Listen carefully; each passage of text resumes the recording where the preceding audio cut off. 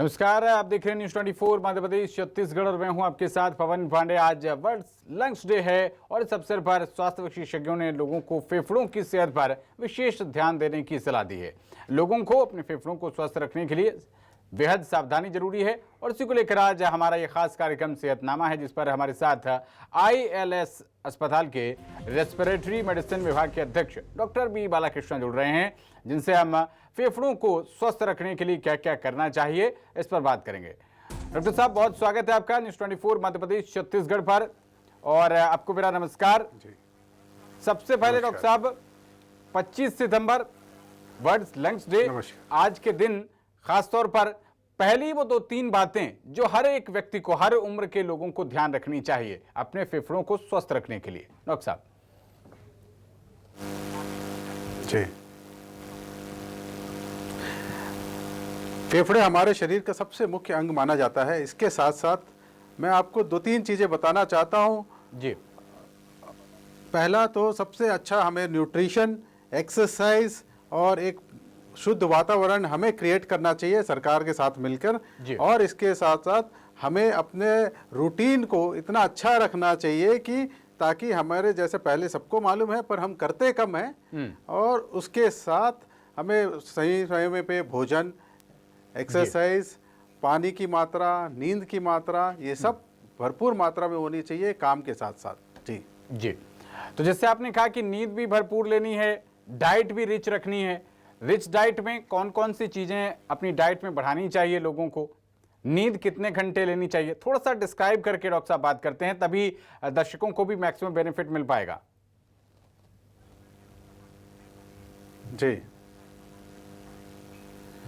अगर हम खान पान की बात करें, अगर हम सभी उम्र के बच्चों को, बच्चे, वयस्क, एडल्ट्स और एल्डरलीस यानी कि बुजुर्ग, इनमें सबसे मुख्य बात हमें ध्यान रखनी चाहिए कि green leafy vegetables and sprouts, जितने भी बीज वाली चीज़ें हैं स्प्राउट्स के फॉर्म में हम ले सकते हैं। और प्रोटीन डाइट को थोड़ा अच्छा रखें, जिनमें प्रोटीन रेस्ट्रिक्शन नहीं करनी है उन लोगों को भी प्रोटीन की डाइट अच्छी रख सकते हैं। कुछ खास मरीज होते हैं जैसे कि किडनी के मरीज होते हैं जिनको प्रोटीन ज़्यादा नहीं लेनी है, तो उन लोग ग्रीनी लीफी वेजिटेबल्स अच्छा रखें, सो उसमें एंटीऑक्सीडेंट्स और इसके साथ साथ अच्छे मात्रा में माइक्रो न्यूट्रिएंट्स भी होते हैं।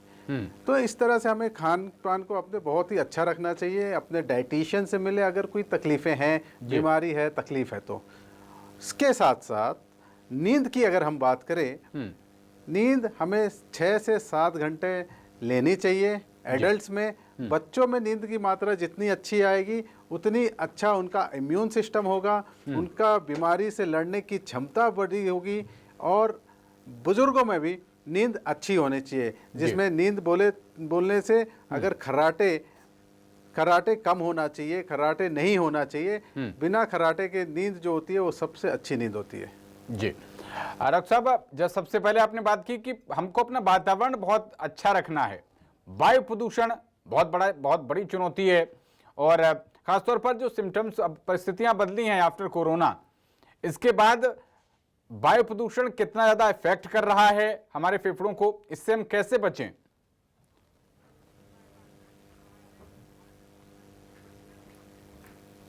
जी, वायु प्रदूषण का हमारे फेफड़ों पे डायरेक्ट असर होता है।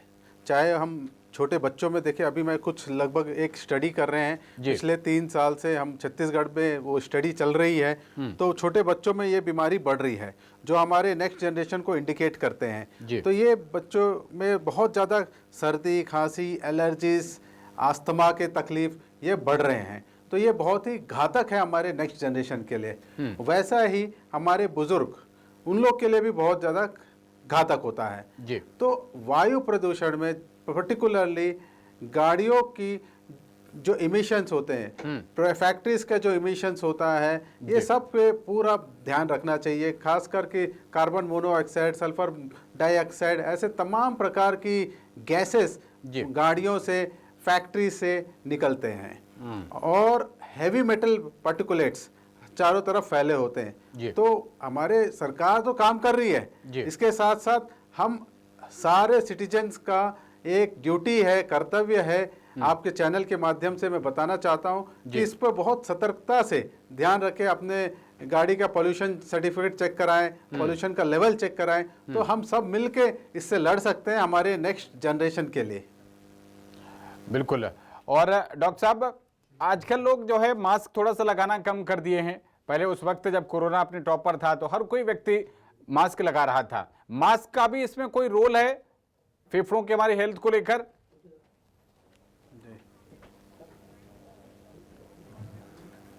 जी बिल्कुल, मास्क उन लोगों को जरूर लगाना चाहिए जिनकी इम्यूनिटी कम है, यानी कि जिनको diabetes, high blood pressure, kidney की प्रॉब्लम, हार्ट की प्रॉब्लम, लंग्स की पुरानी प्रॉब्लम्स, उन लोगों को तो यूज़ करने चाहिए जितना करें।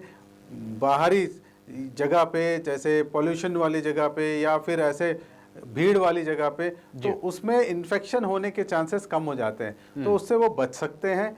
और दूसरा, हमें अपने वातावरण, एनवायरनमेंट पे भी हमें उतना ध्यान देना चाहिए। वृक्षारोपण पे पूरा ध्यान देना चाहिए। हर फैमिली में वृक्षारोपण का एक कल्चर होना चाहिए। तो इस तरह से हम एनवायरनमेंट और अपने दोनों पे काम करें तो हम पूरी तरह से एक इक्विलिब्रियम क्रिएट कर पाएंगे और बीमारियों से बच पाएंगे। अच्छा डॉक्टर साहब, जैसे हम लोग दिल्ली एनसीआर में रहते हैं, गांव वालों को तो थोड़ी ज़्यादा शुद्ध हवा मिल जाती है, लेकिन हम लोगों के लिए उतना ज़्यादा वैसे साधन नहीं है, तो यहाँ पर लोग एयर प्यूरीफायर लगा लेते हैं। एयर प्यूरीफायर की कितनी ज़्यादा इसमें भूमिका है डॉक्टर साहब?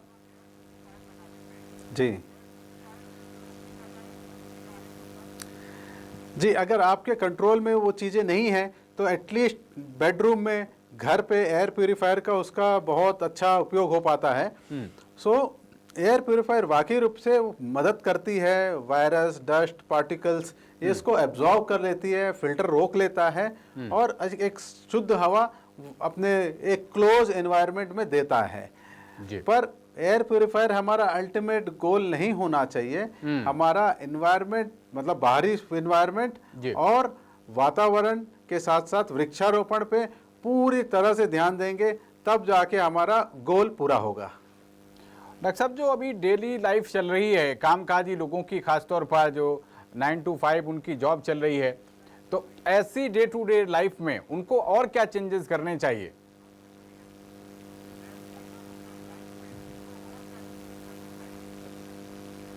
जी, आप जैसे ये क्वेश्चन पूछ रहे हैं उसी तरह से उसका आंसर भी हमने पहले दिया है। Nutrition, diet, quality and quantity, ये उस पर ध्यान देना चाहिए। इसके साथ साथ काम तो करें जी, वॉकिंग, मॉर्निंग वॉक एटलीस्ट करें। ये मॉर्निंग वॉक के लिए टाइम नहीं मिल पाता तो इवनिंग वॉक करें, या और इसके साथ साथ स्लीप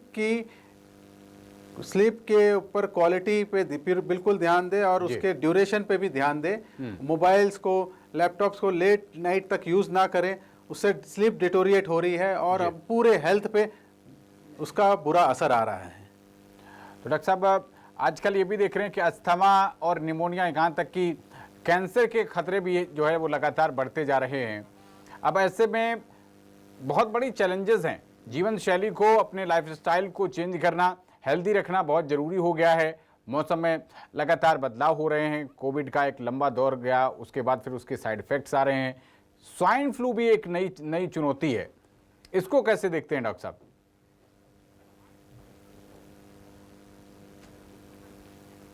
जी, स्वाइन फ्लू कोविड से पहले आ चुका है। 2009 में भी स्वाइन फ्लू के बहुत सारे डेथ हुए हैं इंडिया में और वर्ल्ड में। और स्वाइन फ्लू और कोविड के फीचर्स हमेशा रहेंगे, कम मात्रा में रहेंगे अगर हम अपने हेल्थ को अच्छा रखें, बेसिक लंग्स को अच्छा रखें और अपने रूटीन अच्छा रखें, तो इसके इन्फेक्शन होंगे और चले जाएंगे, पता भी नहीं चलेगा। पर जिन लोगों की इम्यूनिटी कम है, ख़ास तौर पे जिनको diabetes, high blood pressure, kidney की प्रॉब्लम, लीवर की प्रॉब्लम, हार्ट की प्रॉब्लम, लंग्स की प्रॉब्लम, स्ट्रोक, कैंसर, इन सब लोगों को बहुत सतर्कता रहनी चाहिए। इसके वैक्सीनेशन भी होते हैं, फ्लू के वैक्सीनेशन होते हैं, तो स्वाइन फ्लू से भी बचा जा सकता है। और सिम्टम्स थोड़े से भी आए, सर्दी, खांसी, बुखार, तो 2-3 दिन देख लें, फिर उसके बाद ठीक ना हो तो ज़रूर अपने डॉक्टर्स को दिखाएं, चेस्ट फिजिशियंस को दिखाएं और पूरी तरह से स्वस्थ हों। एक्सरसाइज का रोल कितना ज़्यादा हो जाता है डॉक्टर साहब इसमें? कुछ लोग जिम ज्वाइन कर लेते हैं। अब ऐसे में प्राणायाम और योगा वो ज़्यादा बेनिफिशियल रहेगा हमारे लंग्स के लिए, या जो एक परिपाटी चली हुई, एक चलन पड़ा है कि जाइए जिम ज्वाइन कर लीजिए, वहां जाके थोड़ा सा वेट लिफ्टिंग कीजिए, तरह तरह की एक्सरसाइजेज हैं। बेटर क्या रहने वाला है डॉक्टर साहब?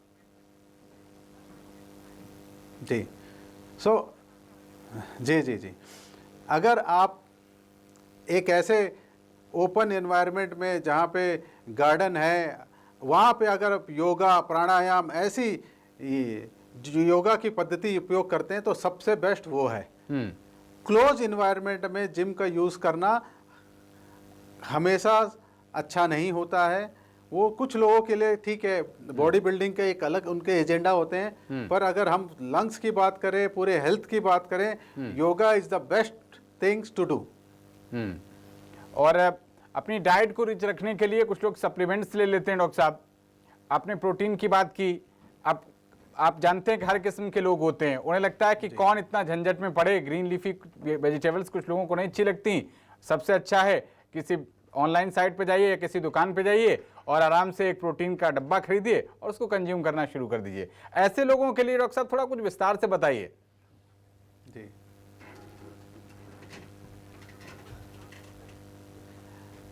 देखिए, इसमें कुछ लोग बुरा जरूर मान लेंगे, पर बाहरी जितने भी बॉक्सेस आते हैं, डब्बे आते हैं, वो सब अच्छे नहीं होते हैं। कुछ हो सकते हैं अच्छे हो, पर बहुत मात्रा में, अधिकतर मात्रा में अच्छे नहीं होते हैं। अगर आपको हाई प्रोटीन लेनी है, हमारे वेजिटेरियन डाइट में भी है। जो लोग नॉन वेजिटेरियन लेते हैं, नॉन वेजिटेरियन ले सकते हैं, बट वेजिटेरियन डाइट में भी ऐसे तमाम चीज़ें हैं जो हाई प्रोटीन डाइट हमें प्रोवाइड करा सकते हैं। जैसे स्प्राउट्स है, जितने भी बीज वाली चीज़ें हैं, भिगा के अगर खाते हैं, उसको अलग अलग तरीके से खा सकते हैं। चना है, मूंग है, ऐसे तमाम प्रकार की चीज़ें, सोयाबीन है। सो इसमें बहुत अच्छी मात्रा में प्रोटीन होता है। सो ये एक मिथ है कि हम पाउडर लेंगे तो एक साथ बहुत अच्छा मिल जाएगा, बट फाइबर के साथ प्रोटीन भी जरूरी है। जी डॉक्टर साहब, मैं पढ़ रहा था कहीं पर, तो उसमें रिपोर्ट में था कि आजकल जो टेस्टिंग की जा रही है स्वाइन फ्लू की, 10 में से 6 लोगों में स्वाइन फ्लू के लक्षण दिख रहे हैं। ऐसा क्यों है और ये हमारे फेफड़ों पर कितना असर डाल सकता है? जी,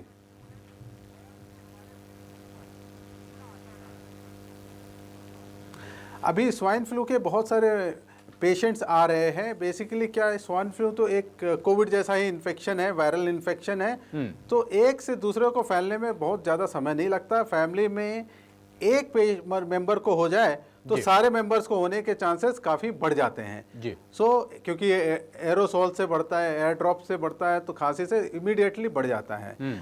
तो इसके लक्षण, इसलिए बहुत सारे अभी जो सर्दी खांसी हो रही है, बहुत सारे लक्षण स्वाइन फ्लू के मिल रहे हैं। और अगर टेस्ट कराते हैं तो कई बार पॉजिटिव भी आ रहा है। तो जिन लोगों की इम्यूनिटी कम है वो विशेष ध्यान दें। अगर थोड़े से भी लंबे समय तक 3-4 दिन अगर चल गया सर्दी खांसी बुखार, तो जरूर डॉक्टर्स को दिखाएं, पल्मोनोलॉजिस्ट को दिखाएं, चेस्ट फिजिशियन को दिखाएं, और मेक श्योर करें प्रॉपरली ट्रीटमेंट हो और ठीक हो जाए। नहीं तो वो दूसरे कई लोगों को फैलाएंगे और उससे कई लोगों को हॉस्पिटल में भर्ती होने की भी आशंका रहती है। लेकिन कई लोग ज़्यादातर इसको सीरियसली नहीं लेते डॉक्टर साहब, कहते खांसी है, कोई बहुत बड़ी बात नहीं है। अब जिनका बोलने का बहुत ज़्यादा काम नहीं है तो वो थोड़ा सा उसको लेके लापरवाह हो जाते हैं, और उस वजह से जैसा आपने बताया कि बहुत जल्दी फैलता है, उनके घर वाले भी फिर उससे इफेक्ट हो जाते हैं।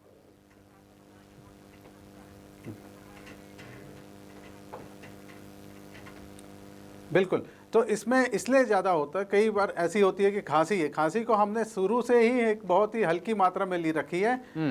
कोविड में समझ में आया खांसी से क्या निमोनिया हो जाता है। वैसे ही अभी भी जिन लोगों को तकलीफ होती है वो बेचारे आईसीयू में भर्ती होना पड़ता है। अगर हम कुछ पैसे बचाने के चक्कर में अस्पतालों में कई लाखों रुपए गंवाने पड़ते हैं, तो उसके सही समय पे सही इलाज हो जाए तो उससे बेहतर कुछ नहीं है।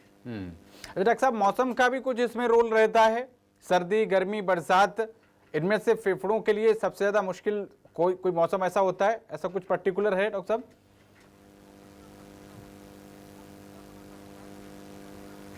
जी बिल्कुल, इसमें सबसे ज़्यादा जो फेफड़ों के लिए या जिनको श्वास की तकलीफ है उन लोगों के लिए बारिश, ठंड और ये मौसम में जो बदलाव का समय है, गर्मी से बारिश का, बारिश से ठंड के, इस ट्रांजिशन जोन में भी काफ़ी ज़्यादा वायरल इन्फेक्शन एक्टिवेट हो जाते हैं और वो स्प्रेड इतनी तेजी से होती है कि पूरे कम्युनिटीज़ में वो फैलने लगता है। खासकर वो रेलवे स्टेशन, एयरपोर्ट में ज़्यादा होता है, जहाँ पे क्लोज कैबिन्स होते हैं, लिफ्ट में ज़्यादा होता है। तो ये फैलते बड़ी जल्दी हैं, तो इसलिए बारिश का मौसम, ठंड का मौसम ज़्यादा खतरनाक होता है। बारिश और ठंड, गर्मी में थोड़ी सी राहत है, लेकिन बारिश और ठंड, बारिश अभी तो डॉक्टर साहब चल भी रही है और आगे ठंड आ रही है, यानी कि जो अलार्मिंग टाइम है वो आ रहा है और सावधान हो जाने का वक्त आ गया है डॉक्टर साहब। जी डॉक्टर साहब, एक हमारे सहकर्मी हैं, वो एक सवाल अभी पूछ रहे थे आपसे थोड़ी देर पहले, जब आपका इस कार्यक्रम की तैयारी में कर रहा था। रहने चाहिए जी, मैं जब इसका आपके कार्यक्रम को लेकर बात कर रहा था तो हमारे एक सहकर्मी ने सवाल पूछा डॉक्टर साहब कि मास्क लगाने में उनको थोड़ी सी दिक्कत होती है और उनकी इम्यूनिटी भी वीक है, जल्दी बीमार पड़ जाते हैं। अब ऐसे में उनके लिए क्या टिप्स है, और उनके जैसे हमारे सहकर्मी जैसे बहुत सारे लोग हैं।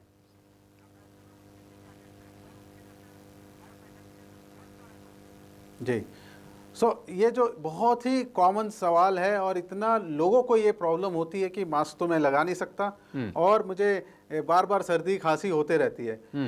मैं उन लोगों को सबसे पहले बेसिक्स की बातें करना चाहेंगे। आप मेक श्योर करें, ध्यान दें अपने खान पान पे, नींद पे, एक्सरसाइज पे, और इस पे ध्यान देने के बाद भी अगर करेक्ट नहीं होता है तो अपने लंग फंक्शन टेस्ट कराएं। ऐसे बहुत सारे मेथड्स आ गए हैं जिसमें अर्ली फेज में लंग्स के, साइनसेस के प्रॉब्लम अगर हैं तो हम पता कर सकते हैं और उसका पता करके उसका ट्रीटमेंट भी कर सकते हैं। उसके साथ साथ अपने दिनचर्या को अच्छा रखें, योगा, मेडिटेशन प्लस न्यूट्रिशन को ध्यान दें, तो बिल्कुल आपकी जो तकलीफ़ें हैं दूर हो जाएंगी। अब जब मास्क लगा रहता है डॉक्टर साहब, तो क्या उसके अंदर ये भी है, कन्फ्यूजन रहती है कि भाई हम जो सांस छोड़ रहे हैं उसी सांस को फिर से अब इनहेल कर रहे हैं, तो ये तो और ज़्यादा फिर एक तरीके से देखा जाए तो दुष्प्रभाव हो जाएंगे। एक मिथ है ये, या इसके पीछे कुछ है कि मास्क कितने दिन बाद बदल देना चाहिए या इस ग्रेड का मास्क होना चाहिए?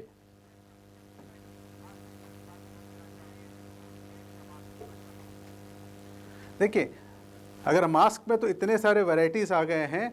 अगर हम बात करें कि जो सांस हम छोड़ रहे हैं वो कार्बन डाइऑक्साइड हमें छोड़ना है, ऑक्सीजन लेना है जी। तो ये नॉर्मल मास्क में ये सब किया जा सकता है। अगर जो मास्क है, हम सिर्फ कपड़ों का मास्क भी यूज़ कर सकते हैं, कॉटन मास्क, कॉटन बेस्ड। दूसरा है जो हाई रिस्क पॉपुलेशन है, जिनकी इम्यूनिटी कम रहती है, वो लोग अपने नॉर्मल सर्जिकल मास्क आते हैं वो यूज़ करना चाहिए। उससे वो बैक्टीरिया, वायरस, ये सब से भी बच पाते हैं जी।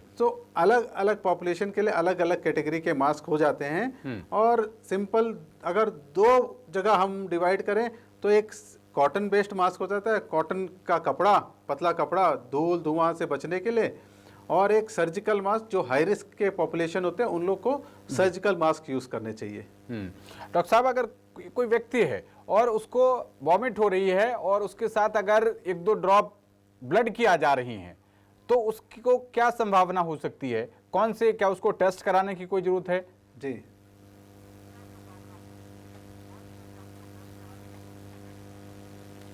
देखिए, ये दो अलग अलग चीज़ें, एक तो वॉमिट के साथ ब्लड आना और खांसी के साथ ब्लड आना। अगर खांसी के साथ ब्लड आता है तो वो फेफड़ों का ज़्यादा संकेत होता है, वॉमिट के साथ ब्लड आता है तो वो पेट का संकेत ज़्यादा होते हैं। अगर दोनों में आपको जांच कराना बहुत ज़रूरी है। ब्लड आना एक नॉर्मल प्रक्रिया नहीं होती है, इसमें जांच करा के एक ध्यान देना है कि ये फेफड़ों से आ रही है कि पेट से आ रही है, और दोनों का इलाज बिल्कुल अलग है जी। क्या संभावनाएं हो सकती हैं डॉक्टर साहब इसमें? मान लिया आप खांसी के साथ साथ किसी को बलगम भी आ जाता है, उसके साथ ब्लड की ड्रॉप्स आ जाती हैं, क्या सिम्टम, इसमें क्या संभावनाएं हो सकती हैं? कोई बहुत ज़्यादा अलार्मिंग सिचुएशन है उन लोगों के लिए?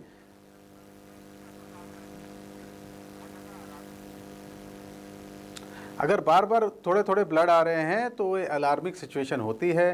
खासकर इंडिया में अगर बात करें तो सिंपल ब्रोंकाइटिस में भी आ सकती है, टीबी में भी आ सकती है, कैंसर का भी, लंग कैंसर के भी लक्षण होते हैं, और फेफड़ों की श्वास की नली और फेफड़ों में कैंसर का भी ये संकेत देते हैं।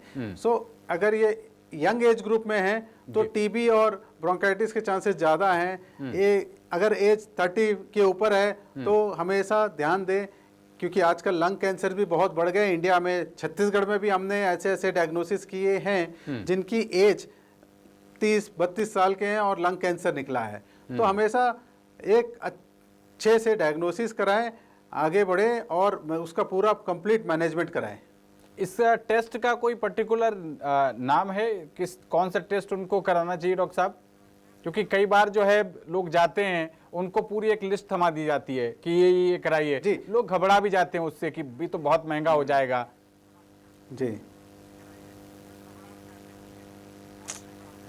जी, तो इसके लिए सबसे पहले एक सिंपल ब्लड टेस्ट जिसमें सीबीसी किया जाता है, और एक ब्लड खून को देखने के लिए पीटीआईएनआर एक नाम का टेस्ट होता है, जो खून पतला है कि कितना पतला है वो देखने के लिए, और एक एक्सरे।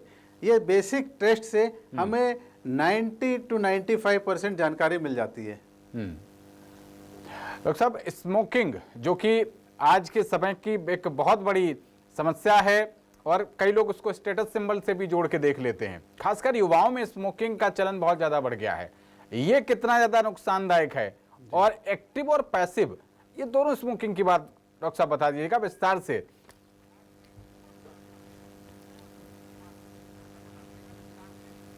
जी, स्मोकिंग के बहुत सारे आयाम हैं। बीड़ी, सिगरेट, ई वैपिंग, ई पेन, ऐसे तमाम प्रकार के रिसोर्सेस हो गए स्मोकिंग करने के। हुक्का है, ऐसे गांजा स्मोकिंग भी कर रहे हैं। अगर हम देखें तो स्मोकिंग से हमारे डायरेक्ट मुंह में और हमारे फेफड़ों में, दोनों में बहुत विपरीत परिस्थितियां बनती हैं। कुछ सालों बाद हमारे सांस लेने में दिक्कत होने लगती है, श्वास की नली सिकुड़ने लगती है, सांस फूलने लगती है, और कई लोगों को धीरे धीरे कैंसर भी होता है। चाहे वो एक्टिव स्मोकिंग हो चाहे पैसिव स्मोकिंग है, तो ये सब दोनों ही नुकसान करते हैं। आजकल अभी हमने देखा है कि बहुत सारे लोगों में इनफर्टिलिटी का कारण भी स्मोकिंग बन गया है, और उससे उनके ब्लड प्रेशर आना, डायबिटीज होना, ऐसे हार्ट अटैक आना, इस तरह, और ब्लैडर में कैंसर होना, यूरिनरी ब्लैडर में, ऐसे पूरे शरीर को धीरे धीरे खोखला करते जाता है। ये शुरुआती तौर पे तो नहीं पता चलता, क्योंकि शौक के तौर पे स्टार्ट करते हैं, शुरू करते हैं, स्टेटस सिंबल होता है, पर बाद में ये ऐसे होने लगता है कि पूरे शरीर को धीरे धीरे खोखला करने लगता है आफ्टर कपल ऑफ ईयर्स से 5 साल, 7 साल, 10 साल बाद, और कभी पता नहीं चलता और पूरे शरीर को धीरे धीरे खराब करता चला जाता है। तो दोनों ही बुरे होते हैं, एक्टिव और पैसिव स्मोकिंग। एक्टिव जो खुद स्मोक करते हैं, पैसिव जो दूसरा कोई स्मोक कर रहा है और उसके साथ बैठे हुए हैं। और एक होता है जैसे थर्ड हैंड स्मोकिंग, यानी किसी ने स्मोक करके चले गया कमरे में, और उस कमरे में हम गए, बैठे हैं, सोफा लगाए बैठे हैं, या टॉयलेट में स्मोक करके चले गए, हम जाके वहाँ टॉयलेट यूज कर रहे हैं। तो इस तरह से ये थर्ड हैंड स्मोकिंग भी हमारे लिए नुकसान होता है। तो हर तरह की स्मोकिंग शरीर को नुकसान पहुंचाती है, कैंसर तक कराती है, जीवन का नुकसान भी करता है। बिल्कुल, और बताते हैं कि जो स्मोक करता है वो 30% धुआं ही लेता है, अपने आप कंज्यूम करता है, 70% तो छोड़ देता है बाकी लोगों के लिए। और एक रिपोर्ट डॉक्टर साहब पढ़ रहा था जिसमें बताया गया कि कुछ शहर तो ऐसे हो गए हैं जहां सांस लेना सिगरेट पीने के बराबर हो गया। डॉक्टर साहब, ऐसे कुछ शहर हैं जिसमें हमारा दिल्ली भी शामिल है, राष्ट्रीय राजधानी। बिल्कुल।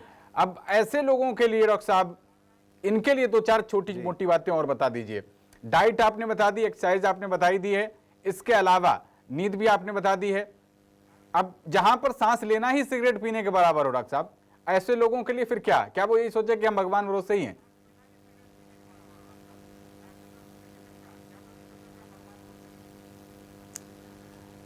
ये आपने तो बहुत कठिन सवाल पूछ दिया, क्योंकि जो हमारे कंट्रोल में है वो सब तो कर सकते हैं जी, पर जो हमारे कंट्रोल में नहीं है, या तो शहर छोड़ना पड़ेगा जी, या तो हमें घर पे बैठे रहना पड़ेगा, जिसकी वजह रूम एयर फ्रेशनर लगाए हैं, एयर प्यूरीफायर लगाए हैं, बस उसी में बैठे रहें, या ऑफिस में भी एयर प्यूरीफायर लगाए, पर बाहर जाएंगे तो वैसे ही हमारे लंग्स खराब हो रहे हैं। तो ये हमारे नेक्स्ट जनरेशन के लिए बहुत घातक होता है। और इन्वायरमेंट से अगर हमने समझौता नहीं किया तो हमारी आने वाली पीढ़ियां बिल्कुल ही निष्क्रिय और बीमारियों से भरपूर होंगे। हर जगह हॉस्पिटल होंगे, हर जगह बीमार लोग होंगे, हर चीज़ में बीमारी होगी। तो इसलिए आपके चैनल के माध्यम से मैं विनती करता हूं लोगों को, सरकार को कि इस पे पूरा ध्यान दें, नहीं तो आगे कुछ सालों बाद जी दिल्ली जैसी हालत अगर सारे शहरों में हो गई तो फिर कुछ नहीं किया जा सकता। डॉक्टर साहब, कुछ डिजीजेज ऐसी हैं जो पर्टिकुलर एक जेंडर विशेष को ज़्यादा होती हैं, स्पेशली जैसे पथरी जो है वो महिलाओं में कम पाई जाती है, पुरुषों में ज़्यादा पाई जाती है। ऐसा फेफड़ों से संबंधित बीमारियों में कुछ जेंडर स्पेशलिटी भी है क्या?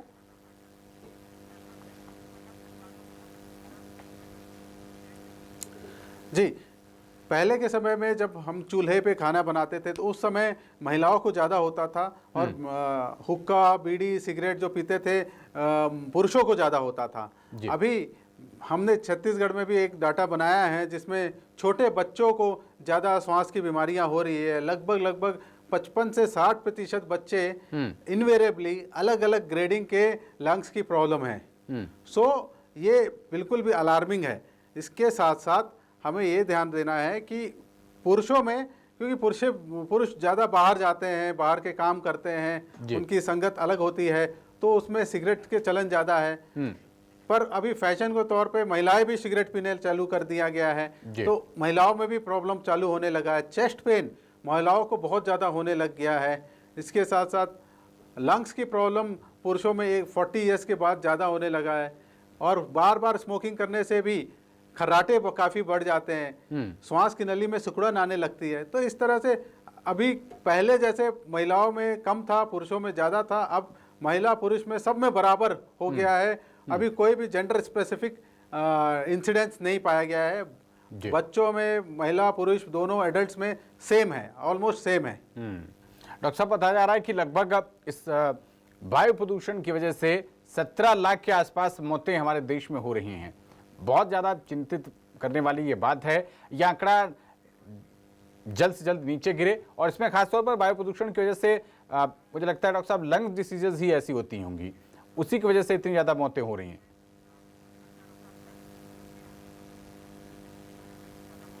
जी, वायु प्रदूषण हमारे फेफड़ों को, लंग्स को डायरेक्टली इनडायरेक्टली पूरी तरह से इन्वॉल्व करता है। और वो क्या करता है जी, इसके साथ साथ वो फेफड़ों को इतना कमज़ोर करते चला जाता है, क्योंकि हम तो हवा ले रहे हैं, उसके साथ साथ प्रदूषण के जितने भी carbon dioxide, carbon monoxide, ozone, और जितने भी इंडोर जितने भी स्प्रे हैं, रूम स्प्रे, परफ्यूम, डिओड्रेंट्स और मॉस्किटो रेपेलेंट्स, जितने हम विभिन्न प्रकार के कार फ्रेशनर्स, ये सब हमारे फेफड़ों को नुकसान पहुंचाते ही हैं। ये आपने जो कार्यक्रम के अंत में ये जो आपने बताया है कि जो मस्कीटो रिपेलेंट हैं, कार फ्रेशनर हैं, ये तो अब जीवनचर्या का हिस्सा हो गए डॉक्टर साहब। लाइफ स्टाइल इन चीज़ों के बिना अब लगता है पॉसिबल भी नहीं बची है। जी, इनका कुछ विकल्प डॉक्टर साहब? पर इसमें हम कुछ बातें बताना चाहते हैं। जी बिल्कुल, नेचुरल रिसोर्स बेस्ड, जैसे नीम के थ्रू चंदन के कुछ लकड़ी आती है, कपूर आता है, ये सब हमारे लिए अच्छे होते हैं। हम नेचुरल रिसोर्सेज को कुछ यूज करें जिससे हमें एक फ्रेग्रेंसेस का भी महसूस हो, और नेचुरल ऑयल्स आते हैं, उन सब का उपयोग करें। आर्टिफिशियल या बहुत सस्ते के चक्कर में हम अपने जीवन को दांव पे लगा देते हैं, ये जस्टिफाई नहीं होता है। आर्टिफिशियल चीज़ें यूज ना करें, जो नेचुरल रिसोर्सेस हैं, नेचुरल रिसोर्स वही हमारे जीवन को एक अच्छा क्वालिटी ऑफ लाइफ देगा, लॉन्गेविटी देगा, डिसीज फ्री रखेगा।